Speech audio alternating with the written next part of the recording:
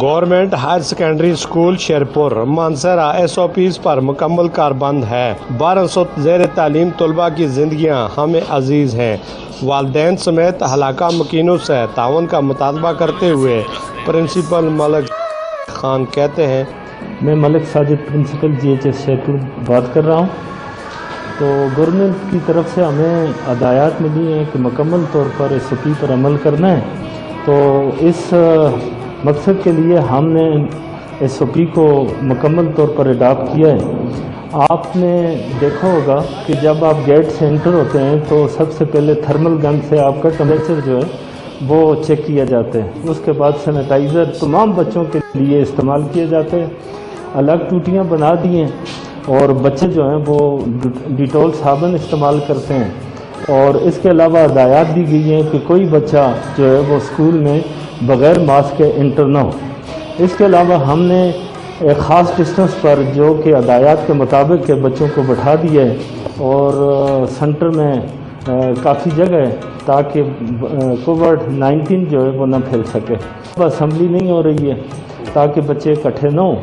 اس کے علاوہ جو ہے وہ جو ریسیس ٹائم ہے وہ ریسیس ٹائم بھی ختم کر دیا ہے تاکہ بچے اکٹھے نہ ہوں اور وہ بیمار نہ ہوں۔ تقریباً 1200 کے لگ بھگ اس میں تعداد ہے اسکول میں۔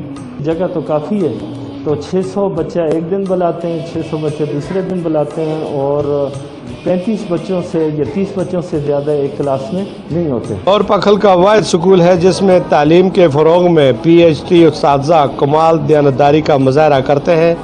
یہی وجہ ہے کہ اس اسکول سے فارغ طلباء ملک کے طول و عرض میں خدمات سر انجام دے رہے ہیں۔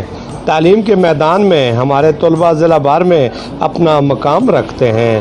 اگلی دفعہ جو بچہ فرسٹ آیا تھا FSC میں، اس نے 954 نمبر لیے ہیں، 954 مارکس بغیر نقل کے۔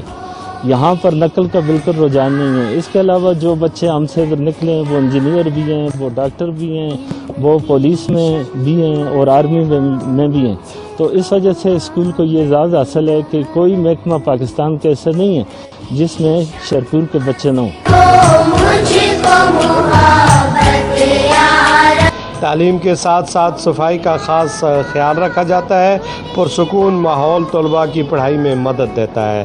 اسکول کو کئی مسائل درپیش ہیں، تاہم کوالیفائڈ اساتذہ اپنے تجربے سے قابو پا لیتے ہیں۔ یہ 1973 میں آئی ہوا تھا یہ اسکول، 1998 میں ہائی سیکنڈری ہوا تھا، اور اس کے بعد سے یہ اسکول سب سے مشہور اسکول ہے ڈسٹرکٹ مانسہرہ کا، چونکہ رزلٹ بھی بہت اچھا آتا ہے، اور لوگ دور دور سے کالج درائے تک، یہ تقریباً 20 کلومیٹر کے ایریا میں جتنے اسکول ہیں یہ اس کا فیڈنگ اسکول ہے۔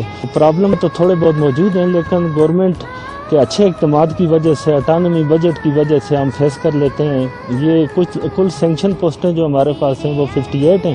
اس کے علاوہ ہم نے 3 اٹانومی بجٹ سے جو کہ 4,05,000 روپے ہمیں ملتے ہیں، 9 مہینے کے لیے ہم یہ 3 ٹیچر رکھ سکتے ہیں، جن کا ایک مہینہ کا 45,000 بنتا ہے، تو ہم فلی اسے یوٹیلائز کر رہے ہیں، اور بچے جو ہیں اور ان کے والدین جو ہیں ہم سے بہت خوش ہیں، اور لوگ جو ہے وہ پبلک اسکولوں سے نکل کر ادھر آ رہے ہیں، لیکن جگہ کی کمی ہے، تو گورنمنٹ سے التماس ہے کہ وہ کچھ ہمیں کمرے دے دے، اور خاص کر جو ہے وہ ہال کی سخت ضرورت ہے، تو وہ فوری طور پر ہمیں ہال فراہم کیا جائے۔ کمرے کم ہیں، تو فیڈنگ اسکول کم از کم جو ہائی اسکول ہیں وہ 20 سے زیادہ ہیں، تو لوگ آتے ہیں ہمارے پاس کہ ہمیں ایڈمیشن دیں، تو ہمارے پاس جگہ نہیں ہوتی۔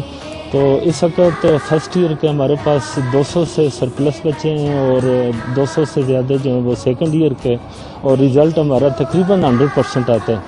تو سب سے بڑا پرابلم ہمارا اس وقت جو ہم فیس کر رہے ہیں وہ یہ ہے کہ 1200 تعداد ہونے کے باوجود یہاں پر کوئی ایگزامینیشن ہال موجود نہیں ہے جہاں پر بچے کچھ ایکٹیویٹیز کر سکیں۔ اگر بڑا ہال ہوتا ہے تو کو کریکولر ایکٹیویٹی کا بھی سینٹر بن سکتا ہے۔ تو میں التماس کرتا ہوں، یہ التجا کرتا ہوں منسٹر ایجوکیشن سے اور سیکرٹری تعلیم سے کہ چونکہ وسائل موجود ہیں تو کم از کم ایک بڑا ہال جو ہے ایگزامینیشن ہال ادھر بنا دیا جائے، تاکہ ہم جو اسکول کی ایکٹیویٹیز ہیں وہ اس کو کنٹینیو کر سکیں۔ کیمرہ ٹیم کے ساتھ میر افضل گلزار، DMM نیوز مانسہرہ۔